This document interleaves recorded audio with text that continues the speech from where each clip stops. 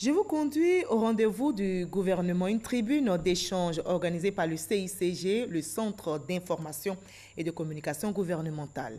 Le secrétaire d'État chargé du budget et du portefeuille de l'État, Moussa Sanogo, face aux journalistes ce vendredi, a évoqué la bonne gestion des finances publiques dans notre pays.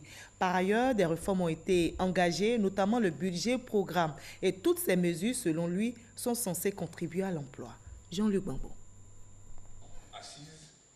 C'est un secrétaire d'État particulièrement à l'aise qui s'est prêté au jeu des questions-réponses devant un parterre de journalistes.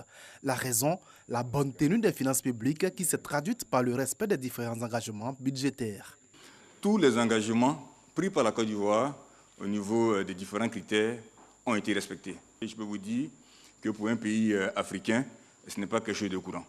Tous les engagements ont été respectés et en particulier, le critère clé en général de ces programmes-là, à savoir le déficit budgétaire, qui fait la preuve que vous avez une très bonne maîtrise de vos finances publiques et que vous n'avez pas un déficit excessif. Résultat, une hausse constante du budget qui est passée de 3 200 milliards de francs CFA en 2012 à 7 334 milliards de francs CFA en 2019.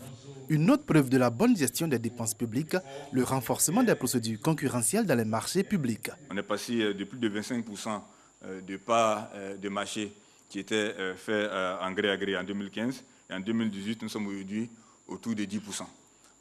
À la vérité, en mars 2019, nous sommes encore en dessous de ces chiffres-là. Donc c'est pour vous dire que les procédures concurrentielles en Côte d'Ivoire, c'est quelque chose qui s'est extrêmement renforcé. En termes de perspective au niveau budgétaire, le secrétaire d'État annonce le passage au budget programme à partir du 1er janvier 2020. Ça veut dire qu'on a un programme. Une ressource est allouée à ce programme pour plusieurs années, 3 ans. On regarde comment est-ce que l'utilisation de la ressource est faite sur le programme.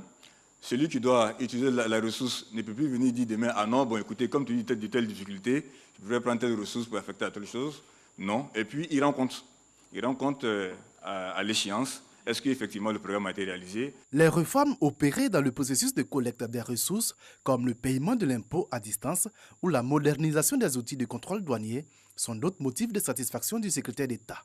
Seule ombre au tableau, le niveau de performance des entreprises publiques qui nécessite, selon Moussa Sanogo, une généralisation des contrats de performance signés avec les entreprises à participation publique.